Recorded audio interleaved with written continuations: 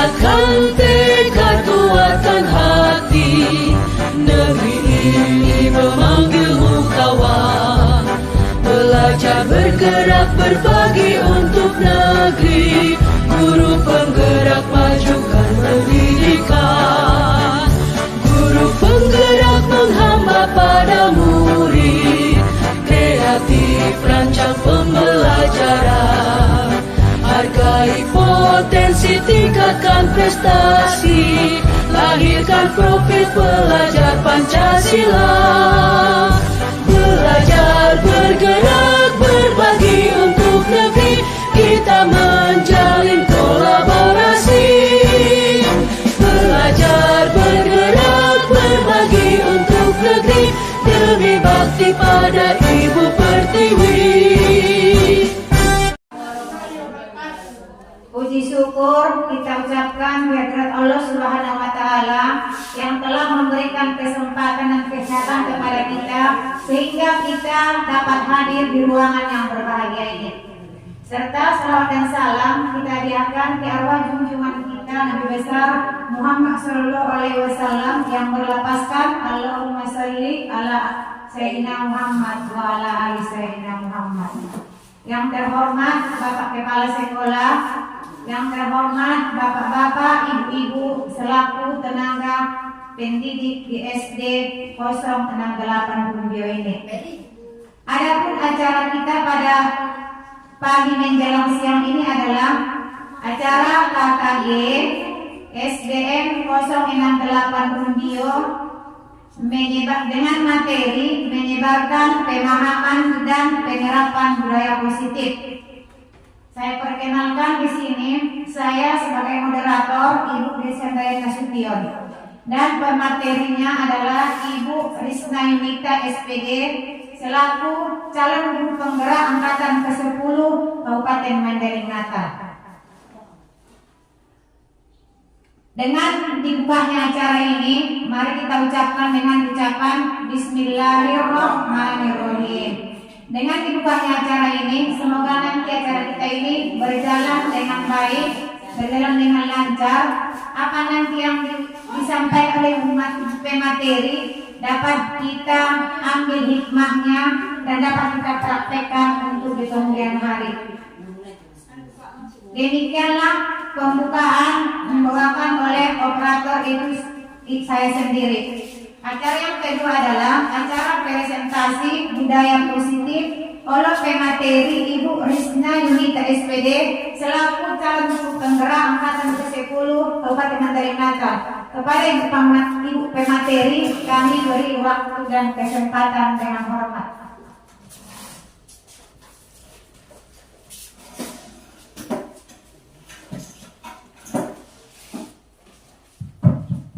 Bismillahirrahmanirrahim. Assalamualaikum warahmatullahi wabarakatuh. Waalaikumsalam. Alhamdulillahirabbil alamin. Marilah sama-sama kita panjatkan kehadirat Allah Subhanahu wa Ta'ala yang telah memberikan kita nikmat kesehatan, begitu juga kesempatan sehingga kita dapat berkumpul di ruangan ini dalam acara KKG SDN 068 Bumbio. Dan tidak lupa, mari kita sampaikan salawat dan salam kepada junjungan kita Nabi besar Muhammad Sallallahu Alaihi Wasallam yang berlapaskan Allahumma sholli ala Sayyidina Muhammad wa ala ali Sayyidina Muhammad. Terima kasih kepada Bapak Ibu yang telah meluangkan waktunya untuk acara KKG kita ini. Mudah-mudahan nanti acara kita ini dapat bermanfaat bagi kita dan ilmunya dapat kita terapkan kepada murid-murid kita nantinya. Adapun acara kita pada hari ini adalah tentang materi menyebarkan pemahaman dan penerapan budaya positif.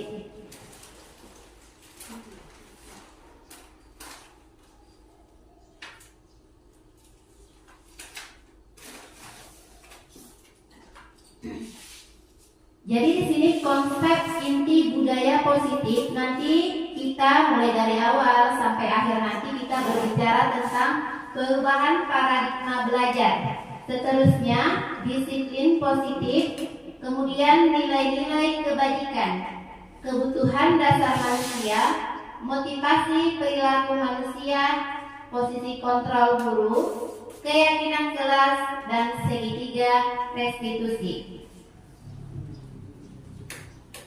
Perubahan paradigma belajar. Baiklah Bapak Ibu, pada saat ini kita berada di kurikulum merdeka. Jadi kalau kita di SDN 068 Cubio, pada tahun ajaran ini masih kelas 1, 2, 4 dan 5. Kelas 3 dan 6 menyusul untuk tahun ajaran baru. Berarti di tahun ajaran baru nanti kita semua sudah merdeka ya Bapak Ibu. Nah, jadi paradigma belajar ini untuk kurikulum merdeka, pembelajaran dengan paradigma baru merupakan pembelajaran yang dirancang berdasarkan pembelajaran berdiferensiasi, di mana peserta didik belajar sesuai kebutuhannya dan berdasarkan tahap perkembangan sesuai teori psikologi modern untuk mewujudkan profil pelajar Pancasila. Jadi setiap tindakan di kelas, pembelajaran yang ada di kelas, tujuan kita hanya satu, yaitu terbentuknya profil pelajar Pancasila. Jadi ada 6 dimensi ya Bapak Ibu untuk profil pelajar Pancasila ini, yaitu ada ya Bapak Ibu yang bisa menyebutkannya? Pelajar Pancasila beriman dan bertakwa pada Tuhan yang Esa dan berakhlak mulia, berkebinekaan global, gotong royong mandiri, kreatif dan bernalar tinggi. Nah, itulah tujuan kita mulai dari SD, SMP, SMA. Semua itu tujuannya untuk membentuk murid-murid kita menuju profil pelajar Pancasila. Dan ini dia. Jadi profil pelajar Pancasila itu ada beriman bertakwa kepada Tuhan Yang Maha Esa, berkebinekaan global, bergotong royong, kreatif, mandiri, dan bernalar kritis. Bisa Bapak Ibu? Terlalu cepat? Tidak. Jadi Bapak Ibu di sini ada tentang teori kontrol. Jadi teori kontrol ini kalau kita perhatikan, kita seorang guru itu tidak bisa mengkontrol murid-murid kita. Misalnya, ayo perhatikan duduk ke depan. Nah, jadi kita itu mengkontrol sesaat saja. Kita tidak bisa mengkontrol betul-betul seperti di remote. Jadi peserta didik itu atau siswa kita atau murid kita itu tidak bisa kita kontrol. Jadi kita tidak bisa mengkontrol seseorang kecuali dirinya sendiri yang bisa mengkontrol dirinya. Jadi ilusi guru mengkontrol murid, ilusi bahwa kritik dan membuat rasa bersalah mampu menguatkan karakter. Nah, di sini maksudnya apabila misalnya kita menghukum murid itu efek jerahnya itu sangat kecil, di mana murid akan mengulangi hal yang sama. Itu menandakan bahwa murid kita tidak bisa kita kontrol. Kemudian ilusi bahwa orang dewasa berhak memaksa, itu hanya ilusi. Seperti kita orang tua di rumah, kita sebagai orang tua kita tidak bisa memaksa kehendak kita kepada anak-anak kita.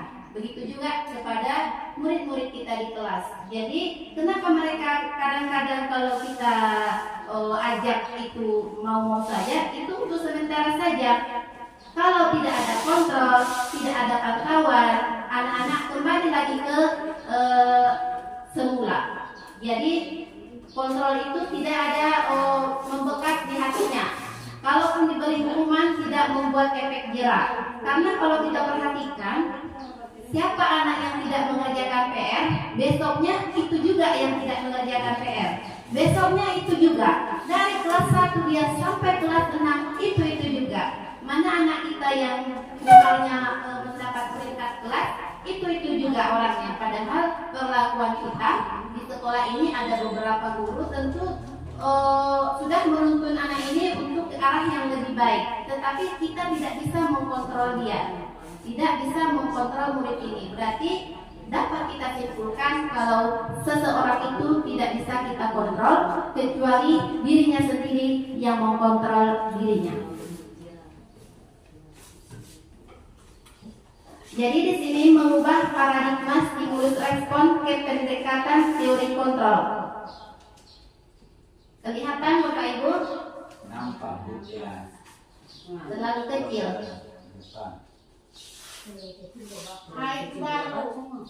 Jadi status respon, realitas atau kebutuhan kita sama. Kalau teori kontrol, realitas atau kebutuhan kita berbeda. Kemudian semua orang melihat hal yang sama. Ini stimulus respon. Setiap orang memiliki gambaran berbeda. Kemudian kita mencoba mengubah orang agar berpandangan yang sama dengan kita. Kita berusaha memahami pandangan orang lain tentang dunia. Selanjutnya, perilaku buruk dilihat sebagai suatu kesalahan. Sedangkan di teori kontrol, semua perilaku memiliki tujuan. Jadi murid-murid kita itu, kalau ada penyimpangan-penyimpangan, itu semua memiliki tujuan, di mana ada beberapa kebutuhannya yang tidak terpenuhi. Jadi kalau ada penyimpangan, itu disebabkan karena adanya kebutuhannya yang tidak terpenuhi. Bisa kebutuhannya di rumah, bisa kebutuhannya di sekolah. Jadi nanti kita ada belajar tentang kebutuhan dasar manusia. Jadi selanjutnya, kalau orang lain bisa mengontrol saya, kalau di teori kontrol, hanya Anda yang bisa mengkontrol diri Anda. Kemudian, saya bisa mengkontrol orang lain, kenyataannya Anda tidak bisa mengkontrol orang lain. Selanjutnya, pemaksaan ada pada saat bujukan gagal. Ketika kita membujuk murid-murid kita gagal. Kalau sudah capek membujuk, ya kan Bapak Ibu, dengan terpaksa kita akan memaksa. Dia mau. Kenapa? Karena dia takut misalnya kena hukum atau takut kena marah. Tapi itu tidak datang dari dalam dirinya. Itu karena keadaan tertekan saja. Dia mengikuti kita karena keadaan tertekan saja. Kemudian model berpikir menang dan kalah. Kalau di teori kontrol tidak ada yang menang, tidak ada yang kalah, sama-sama menang. Nah, jadi kalau ada anak yang konflik di kelas, kita tidak mencari mana yang salah, mana yang benar. Kita mencoba dua-duanya menang. Tidak ada yang merasa tersudutkan, tidak ada yang merasa disalahkan. Jadi itulah materi kita itu tentang teori kontrol. Kemudian disiplin positif. Disiplin itu berasal dari kata disiplina yang berarti belajar disiplin, mengacu pada disiplin diri yang memiliki tanggung jawab atas apa yang dilakukan. Kemudian disiplin positif merupakan salah satu cara penerapan disiplin yang bertujuan untuk kesadaran serata, memberdayakan peserta didik tanpa imbalan dan penghargaan. Ini kelihatan sederhana Bapak Ibu. Kalimatnya kelihatan sederhana, tetapi budaya positif ini harus ada di kurikulum Merdeka, di mana tidak ada imbalan dan tidak ada penghargaan. Sedangkan kita sudah dari zaman-zaman dulu sudah selalu ada kerankingan. Ada yang juara 1, juara 2, juara 3. Jadi ada yang tidak pernah juara. Itu tidak boleh di kurikulum Merdeka. Jadi tidak ada imbalan atau penghargaan. Dia kalau untuk penghargaan itu kita cukup pribadi ke pribadi. Misalnya setiap minggu di hari Sabtu misalnya, kita buat surat cinta untuk murid-murid kita. Satu orang satu surat, satu orang satu surat. Jadi satu orang itu pasti anak-anak kita ini, karena anak-anak ini adalah dari kodratnya itu sudah istimewa semua. Walaupun bagi kita misalnya Di kelas kita itu perasaan kita dia tidak ada lebih-lebihnya, kurang-kurangnya yang banyak, ya kan? Ternyata dia itu adalah manusia istimewa ciptaan Allah Subhanahu wa Ta'ala. Jadi kita harus mencari sisi baiknya. Dalam minggu ini, mana sisi baiknya? Kita tuliskan dalam sebuah pesan. Anak ibu, dalam minggu ini ibu melihat kamu sangat menonjol ketika kamu mengambil sampah. Kan kita memperhatikannya. Kita lihat, jadi setiap anak itu ketika membuka surat, oh ibu itu memperhatikan aku. Ibu itu memberi perhatian kepada saya sehingga meningkatkan motivasi belajarnya. Anak tidak ada yang tersudutkan. Anak merasa istimewa, semua merasa istimewa. Tidak ada merasa disalahkan. Tidak ada merasa dirinya sendiri yang istimewa. Semua merata. Itulah dia disiplin positif ini, di mana anak-anak merasa nyaman, merasa aman untuk ada di kelas kita maupun di lingkungan sekolah kita. Tentu untuk menciptakan budaya positif ini harus ada kerjasama antara kita rekan-rekan guru untuk mewujudkannya. Karena bisa saja misalnya kalau di kelas, keluar dari kelas ada nanti yang mengganggu kakak kelasnya, atau datang dari kelas lain ke kelasnya untuk mengganggu. Jadi tidak ada rasa aman. Jadi kalau untuk budaya positif ini, kita harus betul-betul berpihak pada murid. Betul-betul murid itu adalah istimewa. Betul-betul murid itu merasa aman dan nyaman untuk berada di lingkungan kita, sehingga setiap hari dia selalu merindukan untuk sekolah. Jadi tidak ada anak-anak yang kenapa tidak sekolah nak? Kenapa tidak mengerjakan PR?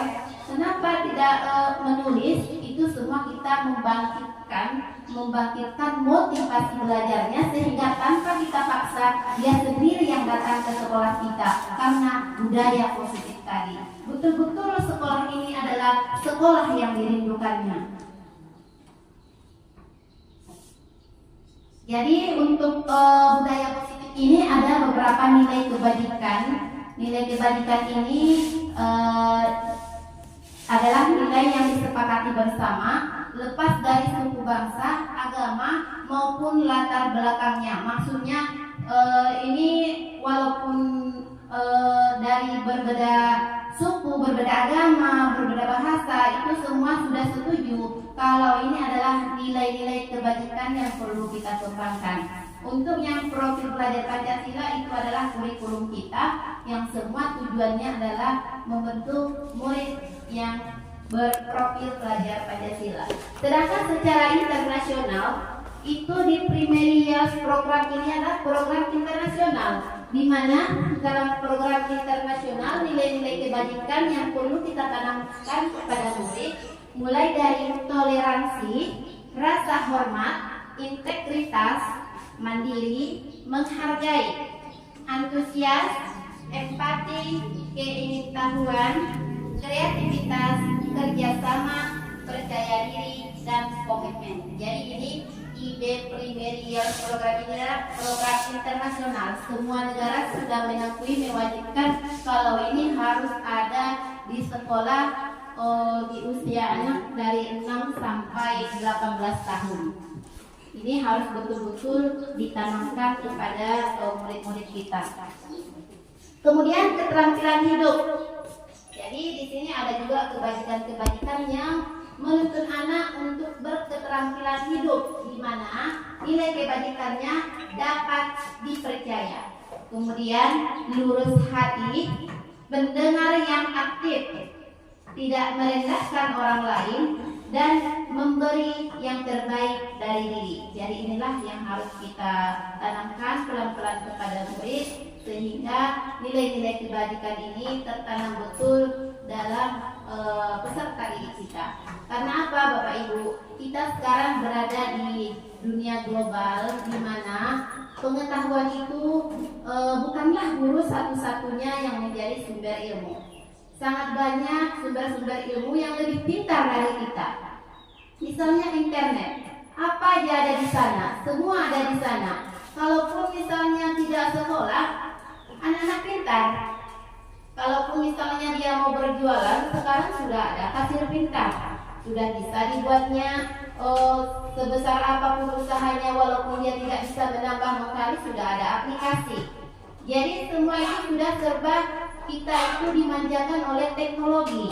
Jadi kita guru-guru ini sebetulnya bukan lagi mentransfer ilmu. Tugas kita adalah menanamkan nilai-nilai kebajikan ini. Kalau nilai-nilai kebajikan itu Bapak Ibu tidak ada di internet, tidak ada di TikTok, tidak ada di Facebook. Jadi inilah tugas kita. Kalau ilmu itu banyak, di mana-mana banyak. Asalkan anak-anak bisa mengakses internet, apa saja bisa dicarinya. Mulai dari gunung tertinggi, sungai terpanjang, semua ada di situ. Jadi kalau nilai-nilai kebajikan ini tidak ada Bapak Ibu, jadi kita sebagai pendidik sangatlah wajib untuk menanamkan nilai-nilai kebajikan ini kepada murid-murid kita. Jadi kebutuhan dasar yang tadi, kenapa anak-anak itu ada penyimpangan-penyimpangan? Jangankan anak-anak, mulai dari anak-anak sampai orang dewasa, sampai kasus-kasus kriminal sekalipun, itu disebabkan karena kebutuhan dasar manusia yang tidak terpenuhi. Jadi kebutuhan dasar manusia itu adalah segala sesuatu yang kita lakukan untuk mendapatkan apa yang kita inginkan. Seluruh tindakan yang kita lakukan memiliki tujuan tertentu, dan semua usaha terbaik yang kita lakukan adalah dalam rangka agar kebutuhan dasar kita terpenuhi dengan baik. Kita datang ke sekolah ini tentu untuk memenuhi kebutuhan dasar kita. Apalagi kita kan Bapak Ibu guru di sekolah ini bisa dikatakan ini adalah ibaratnya ladang kita, ya kan Bapak Ibu. Untuk datang ke sini tentu kita dengan tujuan yang pertama memang untuk tujuan mulia mencerdaskan kehidupan bangsa. Tetapi selain itu tentu kita juga sebagai ladang bagi kita untuk mencari penghasilan. Tentu penghasilan ini juga untuk memenuhi kebutuhan. Jadi semua kebutuhan itu, semua tindakan kita yang kita lakukan itu adalah untuk memenuhi kebutuhan dasar manusia. Jadi apabila salah satu kebutuhan dasar ini tidak terpenuhi, maka terjadilah penyimpangan atau perilaku yang tidak sesuai. Jadi inilah dia 5 kebutuhan dasar manusia. Semua manusia membutuhkan ini. Yang pertama, bertahan hidup. Berarti ini sandang, papan, pangan. Jadi kita harus perhatikan betul. Apabila misalnya murid kita ada yang mencuri makanan anak temannya, atau meminta uang, minta uang 1.000. Nah, itu kenapa dia melakukan itu? Pasti ada kebutuhan dasarnya yang tidak terpenuhi. Misalnya dari rumah orang tuanya tidak membekalinya atau tidak memberinya sarapan. Jadi untuk menuntaskan ini kita tidak bisa hanya kenapa kamu minta duit ke temanmu, itu tidak boleh ya, itu salah. Ayo ibu hukum, hormat bendera 1 jam. Jadi tidak menyelesaikan masalah. Walaupun kita buat dia menghormat bendera 1 jam, dia tidak ada efek jerah. Karena apa? Tadi kebutuhannya belum terpenuhi. Dia tetap besok orang tuanya tidak juga memberi atau memperhatikan sarapannya, atau mungkin orang tuanya sibuk dengan pekerjaan misalnya, atau urusan rumah tangga lainnya, sehingga anaknya tidak diperhatikannya sarapannya, sehingga besok ada lagi kelas 1 atau kelas 2 dimintanya lagi duitnya, besoknya lagi yang lain juga. Jadi sepanjang dia dari kelas 1 kelas 6 dia jadi preman. Jadi preman di sekolah kita ini, di mana dia anak-anak yang lain takut dan merasa terancam kalau dia datang. Jadi tadi ketika kita hukum, selalu kita hukum, tidak ada efek jerahnya. Jadi ketika dia kalau berkaitan dengan makanan atau pakaian, berarti ada kebutuhan bertahan hidupnya yang tidak terpenuhi. Maka untuk ini perlulah kita berkolaborasi dengan orang tuanya. Kita panggil, kita ajak komunikasi, atau kita telepon, atau lewat langsung juga boleh. Nah, kita bicarakan kenapa dia seperti itu. Kalau misalnya kalau kita sudah sampaikan, orang tuanya mengubahnya menjadi memperhatikannya untuk berangkat ke sekolah. Tentu kalau dia sudah kenyang, Bapak Ibu, sudah aman, perutnya sudah aman, tentu dia tidak akan mengganggu teman-temannya lagi. Itu hanya salah satu contoh. Kita di sekolah ini banyak sekali kita menemukan kasus-kasus yang kadang-kadang belum lagi kita menyampaikan materi, Bu, ini dia mengambil pensil saya, Bu. Jadi bukan lagi menyampaikan materi pelajaran, tetapi kita menjadi guru BK. Guru BK, 1 jam 2 jam pelajaran jadi guru BK.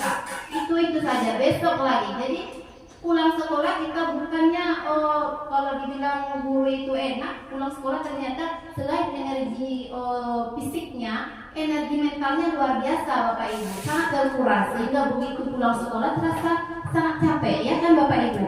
Itu karena tadi kita mental kita itu bukan lagi kita sebagai guru pendidik, tapi kita bisa saja menjadi guru BK, apalagi guru SD. Kalau guru SD itu kan tidak ada yang khusus BK, semua merangkap guru kelas, guru BK, semuanya ada di situ ya Bapak Ibu.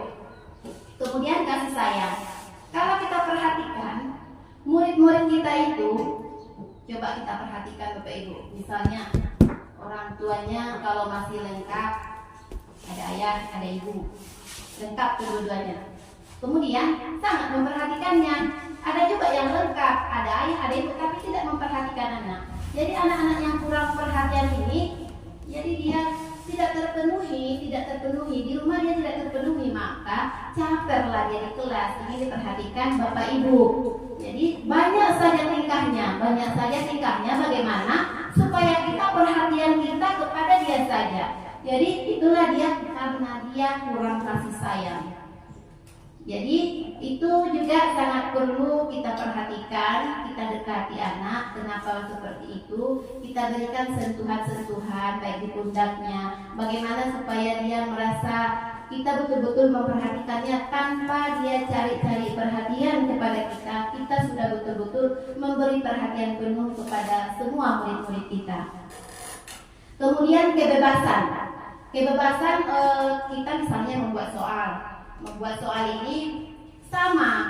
Sementara untuk anak-anak kita ini berbeda-beda. Ada yang sedang, ada yang agak di bawah rata-rata, ada yang di atas rata-rata. Sementara kita membuat soalnya sama. Ketika soalnya sama, yang di atas rata-rata segera menulis karena dia mampu. Dikerjakannya, diantarnya ke depan. Kemudian yang di bawah rata-rata dia tidak mampu, maka dia akan mencari kegiatan-kegiatan lain, mencoret meja, mencoret bukunya, menggambar, mengganggu temannya, menyampaikan hal-hal yang tidak baik kepada temannya.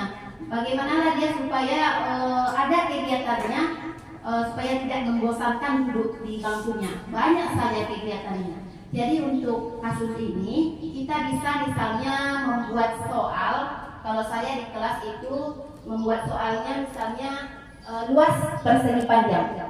Kalau luas persegi panjang saya jelaskan di kelas, saya buat contoh, kemudian saya berikan kebebasan kepada anak-anak ibu. Silahkan kerjakan, cari, gambarkan 3 minimal persegi panjang. Kamu yang buat luasnya, kamu yang buat panjang dan lebarnya, berapapun kamu yang menentukannya. Kalau yang di atas rata-rata tadi, dia tidak mau membuat panjang 5, lebar 2. Dia akan membuat yang lebih menantang karena dia di atas rata-rata. Jadi dia yang menciptakan soalnya sendiri. Jadi dibuatnya lah nanti sesuai dengan keinginannya. Kalau yang di bawah rata-rata, dia nanti bisa membuat sesuai kemampuannya. Ada asal siap, ya kan Bapak Ibu, dibuatnya panjang 4, lebar 2, 4 kali 2, 8, selesai. Kemudian ada yang menengah, dibuatnya pula soal yang menengah untuk sesuai kemampuannya. Kemudian saya juga tidak membatasi, ibu mau setengah jam selesai, minimalnya 3, maksimalnya boleh berapa saja. Nah, jadi ketika kita memeriksa ada nanti yang 3, ada nanti dibuatnya 10, ada dibuatnya nanti 7. Tujuan kita kan, tujuan pembelajaran kita tadi adalah untuk luas persegi panjang semua dapat, jadi semua mengerti. yang di atas rata-rata dapat, yang di tengah dapat, yang di bawah juga dapat. Jadi tujuan kita tercapai, anak-anak juga tidak merasa tidak pandai. Jadi dia ada kebebasan. Dan kalau kebebasan ini menurut contoh yang saya contohkan tadi, itu menyangkut juga ke penguasaan. Kalau penguasaan ini, penguasaan ini Bapak Ibu, kebutuhan kita untuk diakui. Penguasaan diakui menjadi presiden misalnya, diakui menjadi kepala sekolah. Kita butuh itu. Manusia itu kebutuhan dasarnya. Diakui misalnya sebagai pemimpin rumah tangga, kepala rumah tangga, itu sangat perlu. Itu menurut dia, kalau untuk penguasaan ini harga mati untuk mendapat pengakuan. Jadi ketika anak-anak itu, ketika soal kita lanjutkan sesuai dengan yang kita sampaikan terus menerus, yang di bawah rata-rata tadi selalu tertinggal. Dari kelas 1 dialah yang tidak pernah selesai, sampai istirahat tidak juga selesai, dibuat PR tidak juga selesai. Jadi dia merasa tidak ada pengakuan kalau dia itu mempunyai kelebihan. Dia merasa sangat berkecil hati sehingga tidak ada motivasi belajarnya. Dia sama saja, datang pun tidak dapat, tidak sekolah pun tidak masalah. Tidak ada yang mengena di hatinya ketika hadir di kelas kita. Tidak ada yang sangat dirindukannya ketika dia hadir di kelas kita. Sama saja, dia tidak datang, sama saja. Duduk pun dia di kelas, sama saja. Tidak selesai. Bagaimana? Sudah selesai, nak? Belum, Bu. Oke, jadi nanti PR ya. Ya, Bu. Besok bagaimana? Udah dikerjakan? Belum, Bu. Tidak ada, karena pengakuan ini tidak ada. Karena dia memang tidak paham, bukan dia tidak mau, Bapak Ibu. Tinggal anak-anak ini memang digolongkan seperti itu. Sesuai dengan psikologi tadi, kita tidak bisa memaksakan anak itu semua harus di atas rata-rata. Tidak bisa, Bapak Ibu. Murid-murid kita itu tidak superior atau jenius semua. Semua itu ciptaan Allah. Kita harus bisa sesuai dengan kemampuannya. Jangan kita paksakan materi yang tidak bisa dicernanya. Jadi untuk yang terakhir adalah kesenangan. Jadi semua kebutuhan dasar ini harus terpenuhi supaya perilaku-perilaku atau penyimpangan tidak terjadi. Untuk kesenangan, bagaimanalah di kelas kita biar terasa senang. Misalnya di sela-sela pembelajaran bisa kita buat ice breaking, tepuk-tepuk, atau senam-senam kecil, atau apa sajalah yang membuat anak bisa bergerak, bisa tertawa, tersenyum, dan bisa merasa senang. Anak-anak itu, Bapak Ibu, itu dia bisa dulu, itu dia kan masih tahap pertumbuhan. Dia itu paling bisa duduk diam, mendengarkan kita 10 menit. Hanya segitu. Kalau kita menjelaskan lebih dari 10 menit, maka kita itu bagaikan radio yang rusak. Tidak bisa lagi dicerna oleh otaknya. Kita cuma bisa memberikan materi 10 menit. Jadi kalau kita berceramah menjelaskan dari jam pertama sampai jam terakhir, sampai datang lagi ibu yang lain, sampai jam terakhir, sampai pulang jam 1, itu 10 menit cuma, Bu. Jadi kita di sela-sela itu harus kita buatlah ice breaking untuk memenuhi kebutuhan dasar, yaitu kesenangannya. Nah, lanjut ya Bapak Ibu, bagaimana? Lanjut. Baik. Jadi motivasi perilaku manusia. Jadi semua kegiatan atau perilaku manusia hanya 3 yang mendasarinya. Kita melakukan apa saja itu 3 saja motivasinya. Yang pertama, untuk menghindari ketidaknyamanan atau hukuman. Misalnya ketika kita datang lebih awal, aku nanti cepat saja datangnya karena aku dihukum, misalnya. Atau menghindari ketidaknyamanan ketika kepala sekolah misalnya melotot melihat kita begitu datangnya kan, jadi kita agak cepat datangnya. Berarti motivasi kita ini menghindari hukuman, masih menghindari hukuman. Baru motivasi kedua, mendapat imbalan atau penghargaan. Jadi yang dua-dua ini dari ketidaknyamanan dan hukuman, kemudian imbalan atau penghargaan dari orang lain, itu motivasi ekstrinsik, motivasi dari luar. Jadi ketika kepala sekolah tidak ada, jadi kita bisa cepat pulang, bisa lebih lambat datang.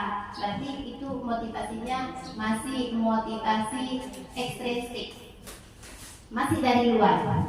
Jadi yang dibutuhkan itu jangan motivasi dari luar. Begitu juga dengan anak-anak kita, murid-murid kita, ketika kita duduk di depan semuanya. Begitu kita pergi ke perpustakaan akan mengambil sesuatu, ribut semuanya. Berarti kita di kelas itu motivasi yang tertanam kepada murid-murid kita masih motivasi ekstrinsik dari luar. Yang diharapkan, yang harus kita tanamkan motivasi dari dalam atau intrinsik untuk menjadi orang yang mereka inginkan dan menghargai diri sendiri. Menghargai diri kita sendiri dengan nilai-nilai yang kita percaya atau yang kita yakini. Jadi datang tepat waktu, pulang sesuai jadwal, masuk sesuai jam, itu tidak berdasarkan hukuman atau penghargaan dari orang lain, tetapi betul-betul dari hati kita. Itulah yang kita coba untuk kita terapkan bersama.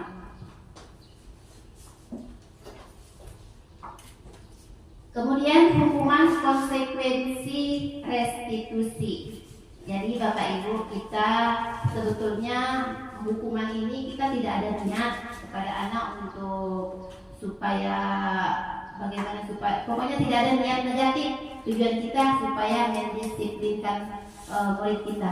Tetapi ternyata hukuman ini tidak baik.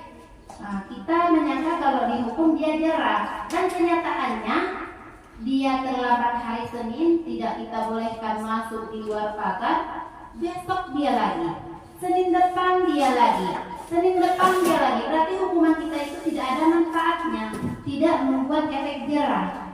Jadi hukuman itu tidak terencana atau tiba-tiba. Murid tidak tahu apa yang akan terjadi dan tidak dilibatkan. Bersifat satu arah. Kemudian berupa hukuman fisik dan psikis. Walaupun misalnya psikis itu kan secara mental misalnya, tetapi dia membekas, ada rasa dendam di hatinya, ada sampai terbawa ketika kita duduk dulu di bangku sekolah. Kalau kita renungi, masih ada membekas di hati kita ketika kita dihukum oleh guru kita, baik dari guru SD, guru SMP kita, sampai sekarang masih teringat juga. Berarti sudah membekas di hati kita. Jadi sudah berapa murid yang kita bekas atau kita toreh luka di hatinya. Jadi kita harus meminimalisir lah ya Bapak Ibu, minimalisir torehan-torehan luka di hati murid kita. Kemudian untuk konsekuensi, kalau konsekuensi ini dia terencana, disepakati sesuai peraturan. Murid tetap dibuat tidak nyaman. Sikap guru selalu memonitor murid. Yang terbaik itu Bapak Ibu yang restitusi, di mana kita menciptakan kondisi bagi murid memperbaiki kesalahannya. Proses kolaboratif yang mengajarkan murid untuk mencari solusinya sendiri. Jadi di sini ada 5 kontrol guru. Jadi Bapak Ibu coba kita perhatikan, kita posisinya di mana ini? Apakah kita posisi di penghukum, membuat rasa bersalah, teman, pemantau, atau manajer? Ya kalau saya Bapak Ibu memang di 5 posisi ini sudah pernah. Penghukum juga iya, membuat rasa bersalah juga pernah, menjadi teman juga iya, pemantau juga iya. Yang untuk manajer ini masih belajar, saya juga masih belajar, tapi dari tahap-tahap kecil, mudah-mudahan nanti bisa diterapkan ke tahap-tahap selanjutnya. Jadi di sini ada 5 contoh penerapan posisi guru. Siswa tidak memakai atribut lengkap saat upacara bendera. Jadi kalau kita membuat hukumannya membuat denda selama 1 jam, berarti posisi kita adalah sebagai penghukum. Kemudian berapa kali Bapak, ini untuk pembuat rasa bersalah ya Bapak Ibu. Sudah berapa kali Ibu harus beritahu kamu selalu saja mengecewakan Bapak Ibu. Nah, ini kita menyudutkan anak. Kita berarti membuat rasa bersalah. Pernah Bapak Ibu di posisi ini? Kemudian yang ketiga, ayo dong ikuti aturan sekolah. Tolong bantu Ibu sekali ini. Ya sudah, tidak apa-apa. Lain kali jangan sampai berbuat seperti ini ya. Ini sebagai teman. Ya memang sulit Ibu, tapi kita harus berusaha. Kalau kita tetap terus berusaha, insya Allah sampai juga nanti. Kemudian pemantau. Kalau pemantau ini, misalnya kamu sudah melanggar peraturan sekolah, kamu sudah tahu konsekuensinya kan? Setelah upacara, kamu beli atributnya ke koperasi dan jangan ulangi lagi.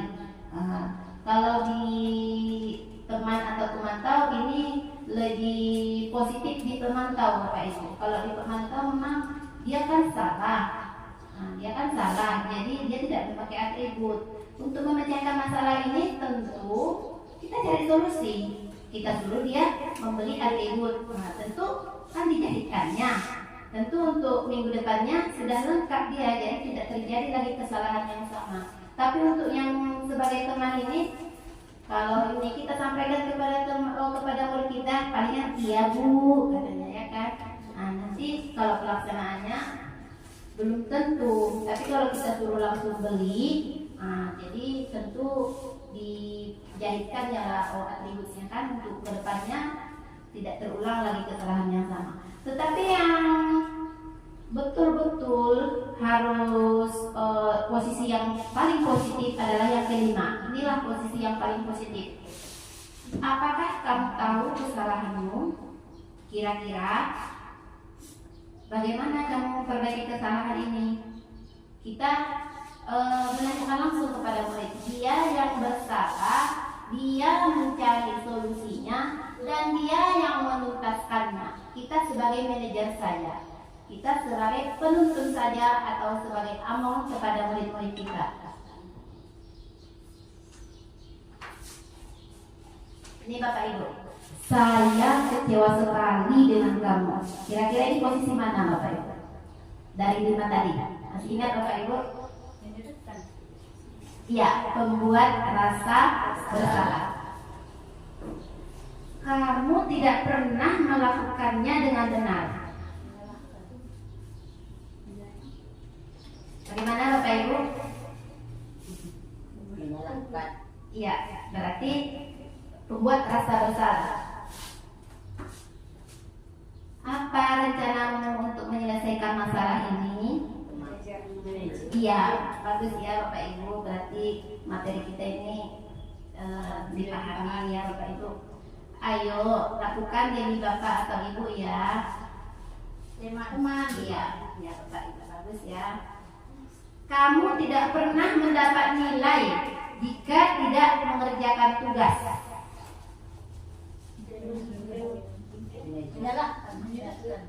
Kamu tidak pernah mendapat nilai jika tidak mengerjakan tugas.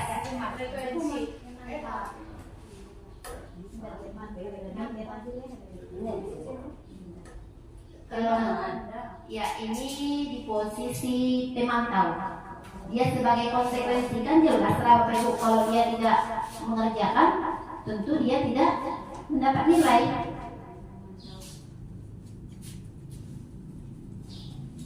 Jadi kita masuk ke keyakinan kelas dan peraturan kelas. Di sini ada keyakinan kelas, ada peraturan kelas. Kita di sini di keyakinan kelas. Kenapa keyakinan kelas? Kenapa tidak peraturan saja?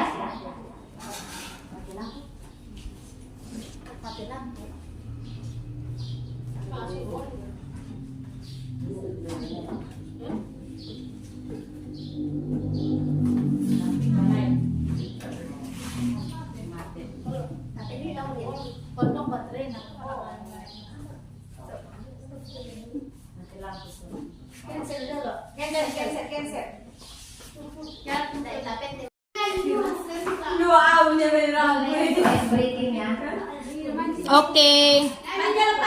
Suara emasnya. Baik Bapak Ibu, bisa kita mulai. Bisa Ibu. Lanjut Ibu. Kita lanjut. Lanjut. Masih semangat. Semangat. 75. Keyakinan. Mengapa kita memiliki peraturan tentang penggunaan masker dan mencuci tangan setiap saat? Kenapa ini jadi peraturan? Kenapa tidak keyakinan? Kalau ini bentuknya peraturan, Bapak Ibu, kita akan menggunakan masker apabila misalnya masuk ke institusi atau kantor, masuk ke rumah sakit. Itu kalau peraturan. Kalau dia keyakinan, kita akan memakai masker karena kita menghargai diri kita sendiri. Kita takut akan penyebaran penyakit ketika kita masuk ke rumah sakit atau ke tempat-tempat umum. Kita memakai masker dengan tujuan menjaga keselamatan kita atau kesehatan kita. Itu adalah keyakinan. Berarti kita yakin akan penggunaan masker ini. Ada tidak adanya peraturan, ada tidak adanya aturannya atau hukumannya atau sanksinya, kita tetap memakainya. Itu dia kalau keyakinan.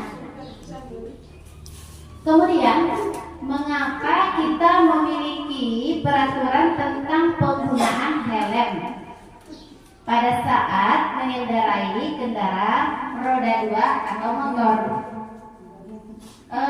Kalau kita memakai helm karena takut ditilang di Polres, itu masih peraturan. Kita takut hukuman, takut ketidaknyamanan, takut dirazia. Itu berarti kita masih aturan. Makanya aturan ini belum bisa mengontrol seseorang. Jadi untuk mengontrolnya adalah keyakinan dari dirinya sendiri. Jadi di kelas kita sebaiknya tidak membuat aturan, tetapi kita membuat keyakinan. Jadi mengapa tadi tidak aturan? Kenapa keyakinan? Itulah tadi Bapak Ibu sebab akibatnya. Kalau keyakinan memang dari hati kita, dari dalam. Jadi yang diharapkan ini yang dari dalam.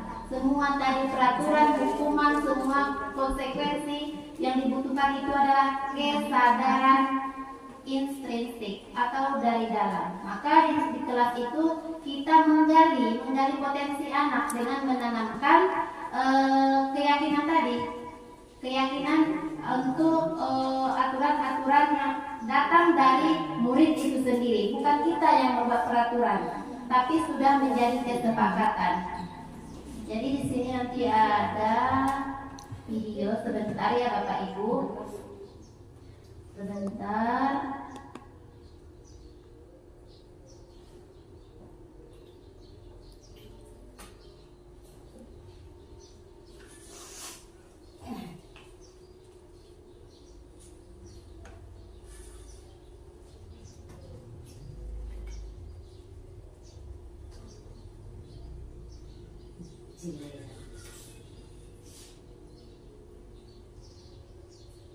Jadi di sini di kelas 5 kemarin kami di kelas 5 membuat untuk di awal tahun itu sudah dibuat kesepakatan, sudah ditandatangan oleh murid. Ternyata setelah belajar Bapak Ibu setelah tahu rupanya bukan aturan, bukan keyakinan, maka kami di kelas 5 mengubahnya menjadi keyakinan. Jadi setiap anak dibagikan stick note. Jadi anak membuat satu dari dia keyakinan apa yang dibuatnya. Misalnya kalau keyakinan ini tidak boleh ada kata negatif. Misalnya membuang sampah, kan misal kita sering membuat tidak boleh membuang sampah sembarangan, tidak boleh bertengkar, jangan mengganggu kawan. Jadi kata-kata negatif tidak boleh di keyakinan ini. Tidak boleh ada kata tidak boleh ada kata jangan. Jadi untuk buanglah sampah pada tempatnya, atau jagalah kebersihan. Tidak boleh bertengkar, bisa kita ganti dengan menjaga keamanan atau ketertiban. Harus mengerjakan, tidak boleh tidak mengerjakan PR. Kita ganti menjadi tanggung jawab. Tidak boleh menyebutkan nama orang tua. Kita buat saling Sayangi. menghargai. Tidak boleh mengganggu membuli teman. Kita buat saling Menyayangi. Berarti mengubah kalimat apa dia larangan menjadi kalimat ajakan begitu. Iya, mengubahnya kalimat itu dari larangan menjadi ajakan. Jadi kalau dilarang itu yang langsung tuh jangan buang sampah sembarangan. Jadi langsung tertanam di otak anak, jangan dia jiwa jiwa berontaknya itu hidup. Jadi segala peraturan itu jangan kita bilang itu yang dilakukan anak. Jangan kita bilang itu yang teringat dia. Bukan jangannya. Jadi kita mengubahnya seperti yang Ibu sebutkan tadi, dari kalimat larangan menjadi kalimat ajakan supaya dia lebih positif.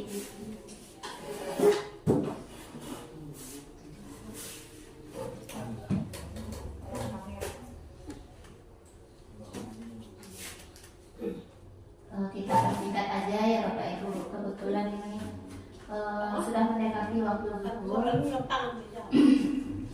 Baik Bapak Ibu, kita ke segitiga restitusi. Tadi kita sudah ada 5 posisi, mulai dari penghukum, kemudian kita ada juga sebagai pembuat rasa bersalah, teman, kemudian pemantau, dan manajer. Jadi untuk yang kelima inilah yang paling positif, manajer. Di manajer ini, untuk melakukan manajer, langkah yang kita lakukan supaya kita ada di posisi manajer, itu kita harus membuat segitiga restitusi. Nah, jadi ada tadi 5 posisi ya Bapak Ibu, kita semua sudah ada di posisi itu, pernah semua di posisi yang 5 itu. Untuk yang diharapkan kita harus ada di posisi yang kelima, yaitu manajer. Untuk penerapannya yaitu kita mengikuti segitiga restitusi.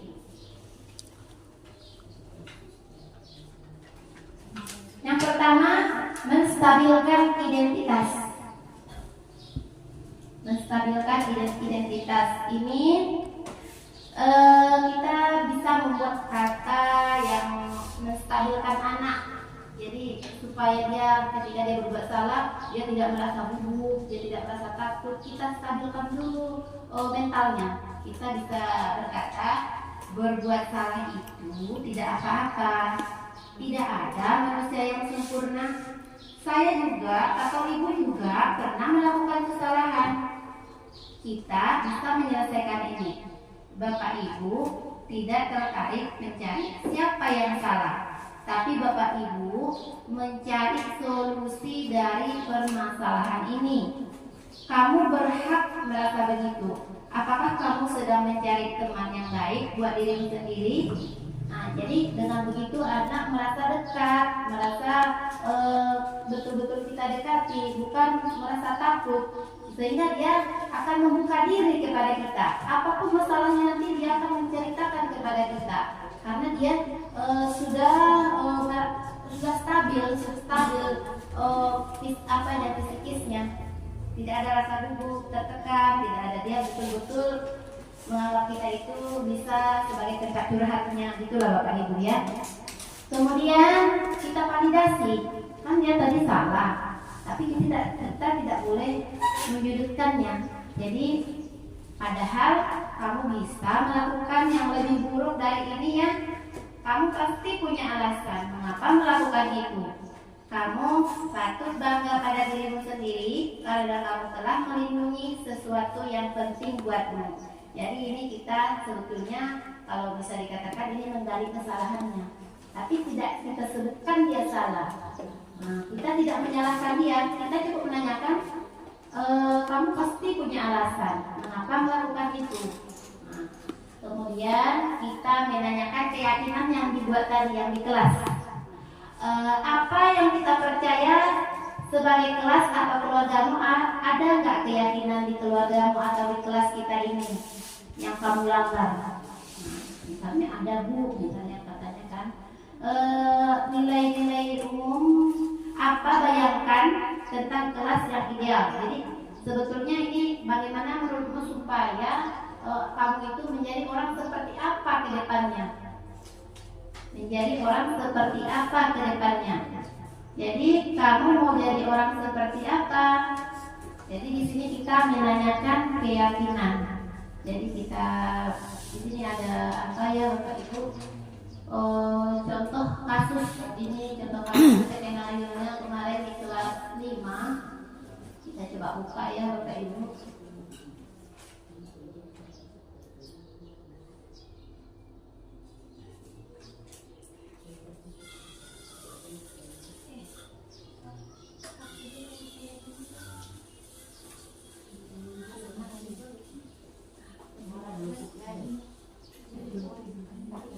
Habis pakai.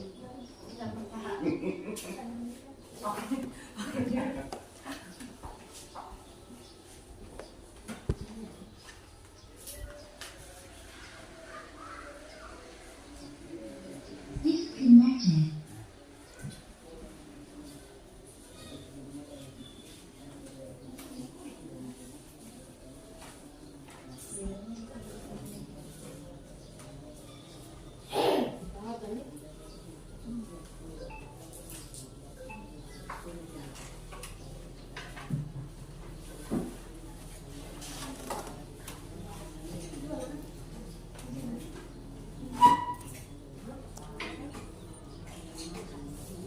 Connected.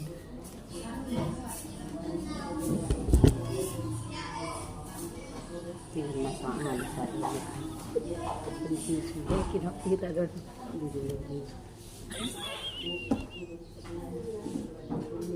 Lencong.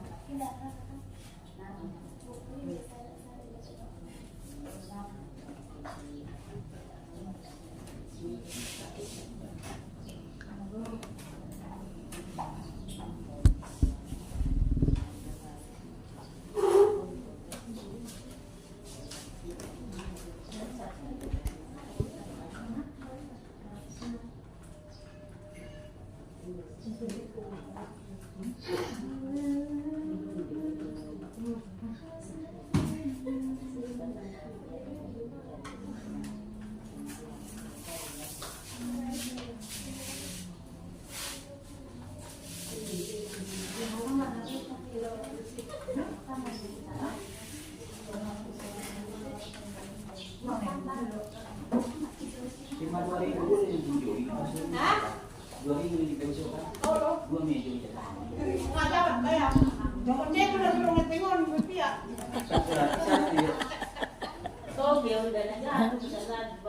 Oke, gadung.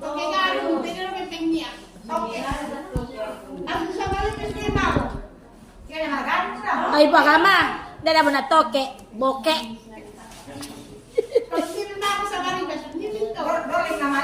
Dor na mali. Ang ibon doon na sa lako. Uy, napayag mabay. Kasang doon na lagu. Kasang. Ang kasang ngaray ba? Opa. Isu. Giliran isuan kasang. Napaburu-buru ma. Tibes dan tibes. Ima. Mapuru-buru teka. Nasanting ka ka dun 10 kilo sa bukong ginagawa. Ngayon sa'yo sa 50,000, 50,000. 50,000 sa rumpun. Katarik mago. Mabundun naman niya. Katarik na iba. Waduh. Ternyata 3 kilo na sa rumpun. Sa kilo pegarin kay laki ya. Ngomong na na. Mati ka daw. Wala ko rin rin aku.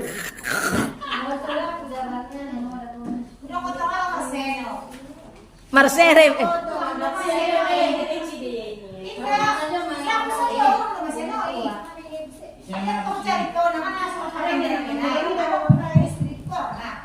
Baik Bapak Ibu, kita lanjut. Ini ada sedikit kesalahan teknis. bermasalah sedikit.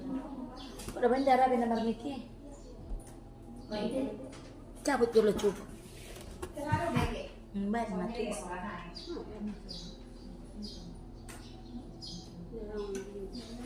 Mungkin baik Bapak Ibu, untuk videonya nanti saya kirim saja ke grup kita ya Bapak Ibu, bisa kita lihat nanti di grup. Iya Bu. Jadi kita lanjut sedikit lagi ya Bapak Ibu. Di sini sedikit lagi tentang kesimpulan. Dari awal tadi Bapak Ibu, materi kita tentang posisi kontrol, kebutuhan dasar manusia, kemudian untuk restitusi, segitiga restitusi. Untuk videonya nanti bisa saya kirimkan nanti ke WA group kita. Demikianlah penjelasan mengenai restitusi, segitiga restitusi sebagai upaya-upaya yang dapat kita lakukan. Jadi tujuan kita Bapak Ibu adalah budaya positif di sekolah kita. Jadi Bapak Ibu, untuk budaya positif ini tentu ini seperti tadi restitusi, seperti manajer, itu memang kita kalau sekali dua kali kepada murid itu belum kelihatan mungkin ya Bapak Ibu, tapi kita harus yakin Bapak Ibu, sedikit demi sedikit kita buat kebaikan. Kita murid-murid itu diperlukan kita ada 6 tahun Bapak Ibu, 6 tahun bukan waktu yang singkat. 6 tahun itu bukan waktu yang singkat. Jadi sedikit demi sedikit kita geser paradigma lama, kita menuju paradigma baru, yaitu memerdekakan murid. Jadi pembelajaran yang berpihak pada murid. Bagaimana Bapak Ibu, setuju kita mengubahnya? Setuju Ibu. Ya, jadi untuk mewujudkan ini membutuhkan proses yang tidak bisa kita lakukan secara singkat. Selain itu, proses ini juga membutuhkan keterlibatan pemangku kepentingan di sekolah. Tentu ya Bapak Ibu, kita sangat mengharapkan misalnya dari komite juga, kepala sekolah juga, atau dari Korwil ini termasuk juga kolaborasi dengan orang tua. Saya rasa materi kita cukup sampai di sini. Saya tutup dulu materinya, mungkin kita lanjut nanti dengan sesi tanya jawab. Terima kasih. Assalamualaikum warahmatullahi wabarakatuh. Waalaikumsalam warahmatullahi wabarakatuh. Ya, terima kasih kami ucapkan kepada Ibu pemateri yang telah begitu banyak menyampaikan pengetahuan ataupun ilmu di hadapan kita bersama. Sekarang kita ke acara yang ketiga itu, yaitu sesi tanya jawab. Kepada Bapak Ibu sekalian, kami berikan kesempatan bertanya. Siapa yang mau bertanya, kami persilakan. Ya, penanya yang pertama, silakan. Assalamualaikum warahmatullahi wabarakatuh. Waalaikumsalam warahmatullahi wabarakatuh. Perkenalkan, nama saya Ibu Mega Sari, tempat bekerja di SDN 06 Pembiro. Terima kasih kepada Ibu Moderator yang telah memberikan kesempatan kepada saya untuk mengajukan sebuah pertanyaan. Adapun dari materi kasus restitusi yang Ibu jelaskan, kadang terjadi atau bertolak belakang dari teori yang kita dapat dengan praktik yang kita hadapi. Jadi yang mau saya tanyakan Ibu, bagaimana tindak lanjut mengatasi murid yang bermasalah dengan kasus restitusi dan ternyata tidak berhasil? Apakah ada cara yang lain Ibu? Dan pertanyaan dari saya cukup sekian. Assalamualaikum warahmatullahi wabarakatuh.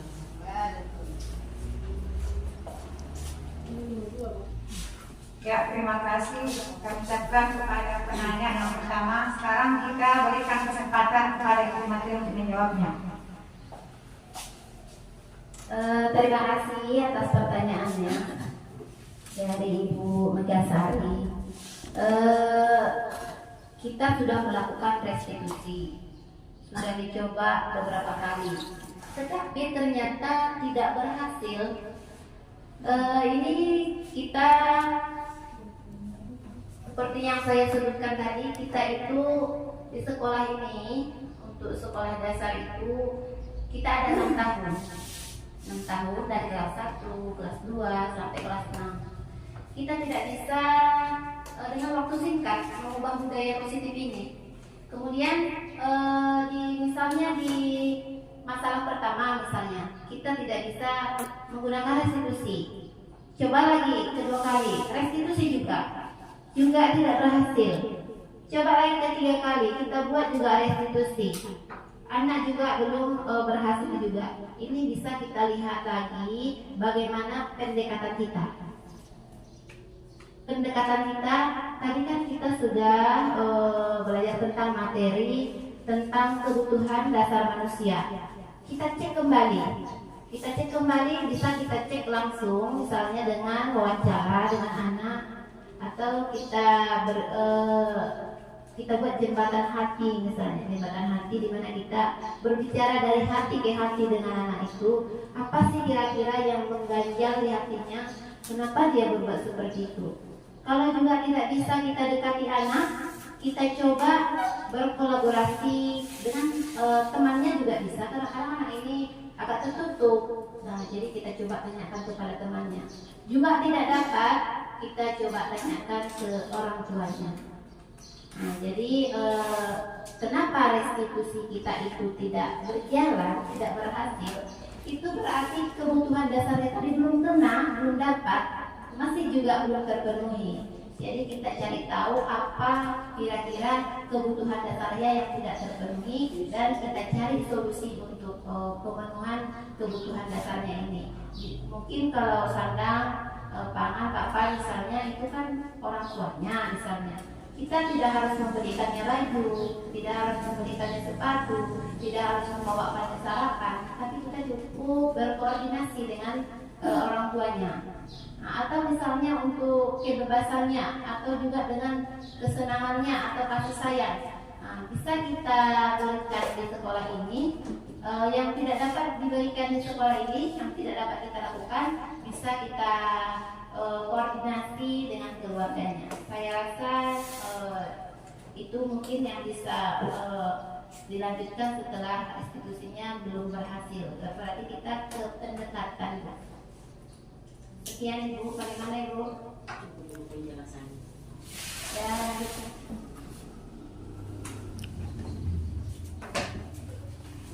Ya, terima kasih kepada Ibu Materi.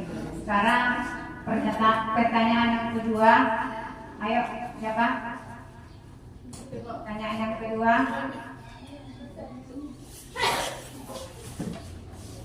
Ya, kami persilakan kepada Ibu Peri.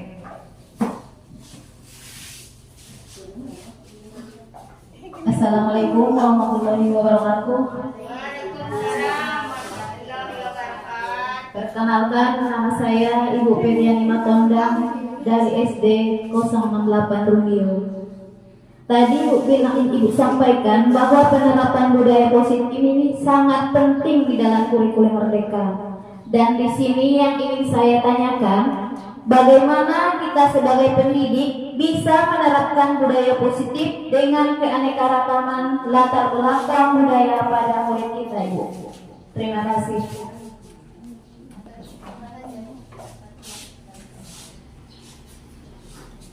Ya, Bapak Ibu, dilanjutkan pertanyaan yang ketiga. Sekalian nanti biar ditutup acaranya. Ayo, apa lagi? Yang ketiga. Ya, silakan. Assalamualaikum warahmatullahi wabarakatuh. Sekali lagi saya melanjutkan pertanyaan. Pertanyaan yang ketiga adalah, apakah hukuman yang mendisiplin siswa masih bisa diterapkan, Bu? Dan itulah pertanyaan dari saya. Assalamualaikum warahmatullahi wabarakatuh. Ya, terima kasih kepada Ibu penanya yang kedua dan yang ketiga. Akan kita berikan kepada Ibu Materi. Saya akan menjawab yang ketiga dulu ya, Pak Ibu, nanti yang kedua. Jadi untuk hukuman ini sebetulnya kalau dibilang tidak boleh, bagaimana ya Bapak Ibu? Sangat negatif gitu loh Bapak Ibu. kita tidak bisa menyatakannya tidak boleh, tapi ini begitulah negatif nilainya, di mana anak-anak ini akan ada trauma pada dirinya. Ya, kalau dia misalnya menerima hukuman itu, kalau tidak, bisa saja setelah sampai di tempat duduknya, ketika kita menghukum di depan, dia dalam hatinya ada rasa jengkel, ada rasa marah, bisa saja dia mencoret-coret bukunya atau mencoret-coret mejanya, atau bahkan dia mengganggu temannya. Jadi bertambah tadi. Kita tadi ingin menyelesaikan masalah, bukan masalah yang terselesaikan, bertambah lagi masalahnya. Jadi sebagusnya kita tidak memilih hukuman. Paling tidak kita tidak bisa di posisi manajer, bukan tidak bisa ya Bapak Ibu, mungkin perlahan. Kita pelan-pelan ke posisi manajer. Sebelum itu kita coba di konsekuensi. Dia bukan hukuman, tapi konsekuensi. Anak ibu tadi terlambat, dia masuk 5 menit. Ibu tadi sudah masuk ke kelas. Anak ibu tetap main di luar. Jadi terlambat 5 menit. Nanti kalau kawanmu istirahat untuk yang kedua kalinya, anak ibu tetap di kelas sebanyak 5 menit, sebanyak yang terlambat tadi. Jadi itu konsekuensi atas apa yang dilakukannya. Tapi kalau yang paling positif tadi di manajer. Jadi kalau paling tidak bisa di manajer, kita di posisi pemantau atau di konsekuensi. Misalnya kalau dia menumpahkan minum kamarnya lagi misalnya, kita tidak perlu menghukumnya, kita buat kita pakai saja, kita tanya menurut anak ibu, udah bagus nggak kerjanya? Belum Bu. Jadi kira-kira apa yang bisa kamu lakukan untuk memperbaiki kesalahanmu? Saya akan membersihkannya Bu misalnya. Itu bisa juga dilakukan. Jadi selain dari manajer, kita bisa di posisi konsekuensi. Kemudian untuk bagaimana Bu? Puas. Ya, mudah-mudahan ya Bapak Ibu kita sama-sama bisa menerapkannya. Kemudian lanjut tadi dengan pertanyaan yang kedua tentang murid dengan latar belakang yang berbeda. Ya Bu, walaupun latar belakangnya berbeda, semua itu tidak lepas dari kebutuhan dasarnya, kebutuhan dasar manusia. Kalau yang 5 ini terpenuhi Bapak Ibu, tidak akan ada penyimpangan-penyimpangan, tidak akan ada perilaku-perilaku. Jadi kita mengupayakan kebutuhan dasarnya terpenuhi, bukan kita memenuhinya, kita upayakan. Kita sebagai manajer di sana bisa kita panggil orang tua, berkoordinasi dengan keluarganya atau teman-temannya atau masyarakat kalau perlu.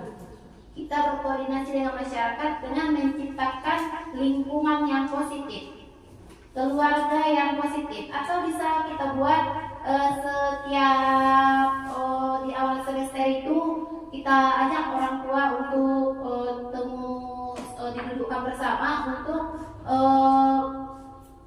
kita membicarakan tentang peserta didik ini.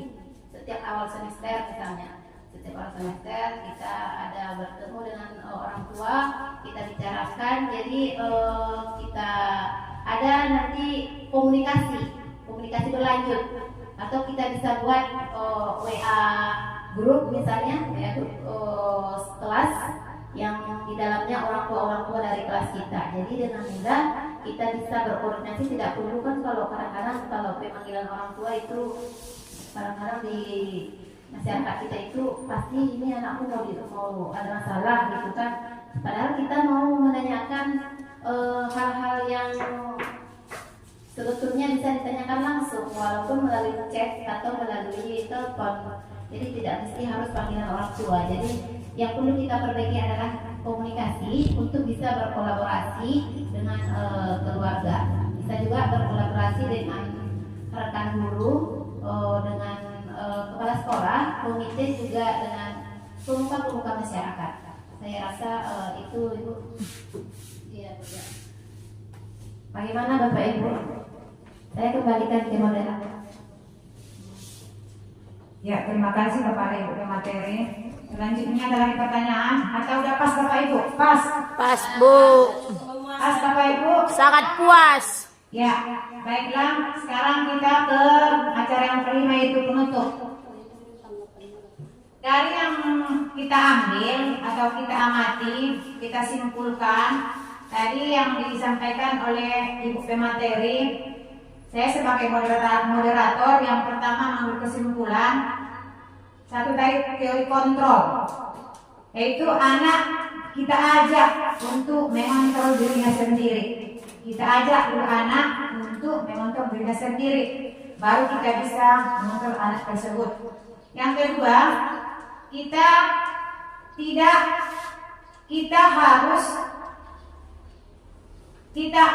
tidak boleh membeda-bedakan setiap anak, walaupun anak itu orang kaya, orang miskin, pintar, cantik. Kita harus menyamakan anak itu di kelas, karena setiap anak itu adalah istimewa. Yang ketiga adalah anak kita itu bisa menurut kepada kita. Ada 5 kebutuhan dasar pada diri anak yang harus kita penuhi, yang harus kita berikan. Yang pertama tadi bertahan hidup, yang kedua kasih sayang, yang ketiga kebebasan, yang keempat kesenangan, dan yang kelima penguasaan. Agar ini tercapai, kita harus berikan kebutuhan anak yang 5 ini. Terus kita juga harus memberikan motivasi pada anak kita. Memberikan motivasi yang pertama, menghindari hukuman. Memang selama ini kita sudah tahu kan, kadang anak itu kalau nggak dihukum nggak jerah dia. Rupanya hukuman itu hanya sementara. Besok akan diulangi dan diulangi lagi. Yang kedua, mendapatkan imbalan atau penghargaan. Yang ketiga, kita harus menghargai siswa kita. Sama seperti yang tadi, kita tidak boleh membeda-bedakan setiap anak. Kami dulu pernah mengikuti atau membaca sebuah artikel yang mengatakan 1 kali bentakan kepada anak 1000 saraf otak yang terputus. 1 kali bentakan kepada anak 1000 lebih otak saraf yang terputus. Coba Bapak Ibu, kita bentak anak kita 10 kali sehari. Berarti berapa ribu, berapa ratus sel otak yang terputus. Dan satu lagi kebalikannya, 1 kali pujian, 1 kali pelukan kepada anak, maka lebih dari 1000 atau 100 saraf otak yang tersambung kembali. Berarti maka Bapak Ibu sekalian, kita sepakat tidak ada hukuman, tidak ada bentakan. Setuju Bapak Ibu? Setuju. Memang ini mungkin agak lama mengubahnya kan? Berarti mari sama-sama kita sepakat tidak ada hukuman dan tidak ada bentakan. Ya Bapak Ibu, acara sekarang kita tutup. Tadi kita buka yang ucapan bismillah. Sekali lagi kami ucapkan terima kasih kepada pemateri yang telah memberikan kepada kita begitu banyak pelajaran, begitu banyak ilmu yang diberikan kepada kita. Tadi kita buka dengan ucapan bismillah. Sekarang kita tutup dengan ucapan alhamdulillahirabbil alamin.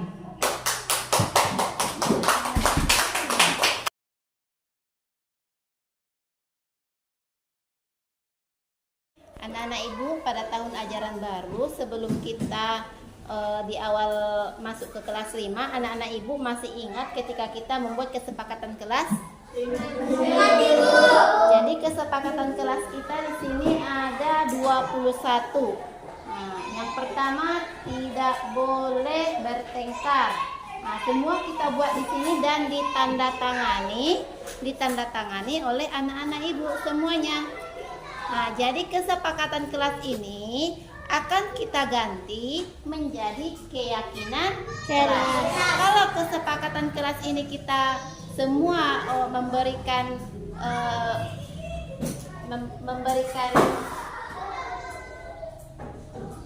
apa ini? Semuanya kan kita membuat kesepakatan dengan membuat aturan-aturan yang ada di kelas kita. Nah, untuk ini aturan-aturannya tidak ada kata-kata negatif. Kata-kata negatif itu tidak boleh memakai kata tidak, kata jangan tidak boleh. Tidak boleh memakai kata tidak atau kata jangan. Misalnya, jangan membuang sampah sembarangan. Berarti bagaimana supaya tidak jangan? Apa yang bisa kita buat kalimatnya supaya jangan membuang sampah sembarangan? Bisa kita ganti dengan jagalah kebersihan. Atau buang sampah pada tempatnya. Boleh. Yang pasti tidak boleh ada kata jangan dan tidak. Tidak boleh ada kata jangan dan tidak. Bisa? Bisa Nana Ibu? Bisa. Oke, Ibu di sini nanti akan membagi stick note. Di stick note ini nanti akan satu-satu dari kalian menuliskan di sini apa yang menurutmu yang perlu kita buat untuk keyakinan kelas kita. Mengerti? Mengerti, Bu.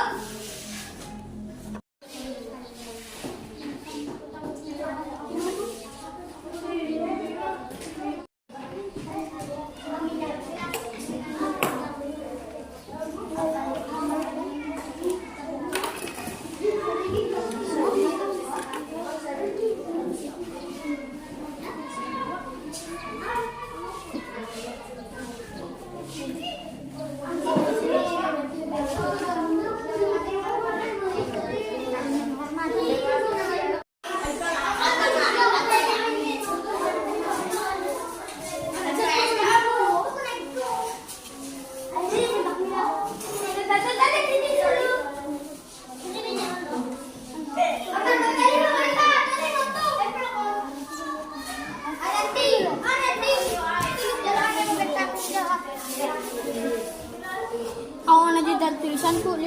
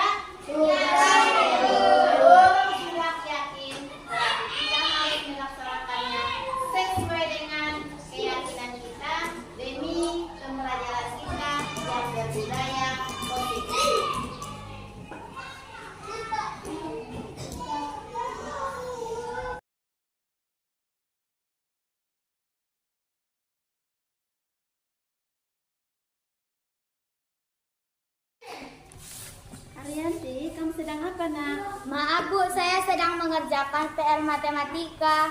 Kamu tidak mengerjakan PR matematika. Iya Bu. Coba berdiri dulu. Tidak apa-apa, tidak mengerjakan PR. Kamu bukan satu-satunya anak yang tidak mengerjakan PR. Teman-temanmu kemarin juga ada yang tidak mengerjakan PR. Tapi untuk kesalahan ini, apakah Arianti punya alasan melakukannya? Kemarin hari Minggu, saya dan keluarga pergi ke kebun Bu. Sore baru pulang. Malamnya saya kelelahan Bu. Jadi saya lupa mengerjakan PR. Tidak apa-apa, karena kelelahan kamu ketiduran dan lupa mengerjakan PR. Tadi bangunnya kesiangan nggak? Enggak Bu. Ya bagus, kamu bangunnya lebih cepat dan teman-temanmu juga belum ada yang datang, kamu sudah sampai ke sekolah. Itu merupakan kebaikan. Jadi kamu sudah punya satu kebaikan. Tetapi untuk kesalahan ini, apakah kamu sudah melanggar keyakinan kelas kita? Iya Bu, saya melanggar. Kira-kira keyakinan kelas mana yang kamu langgar? Tanggung jawab Bu. Apakah menurut Haryanti tanggung jawab ini penting? Penting, Bu. Kalau menurut Arianti tanggung jawab itu penting, bagaimana kira Arianti memecahkan masalah ini? Saya akan mengerjakan PR setelah pulang sekolah atau di waktu luang, Bu. Bagus. Jadi Arianti sudah memperbaiki masalah ini. Kira-kira kedepannya Arianti ingin menjadi seperti apa? Saya ingin menjadi orang yang baik dan bertanggung jawab, Bu. Baik, berarti sudah bagus ya Arianti. Lain waktu jangan mengulang lagi. Kita bisa melanjutkan pelajaran nanti. Iya, Bu.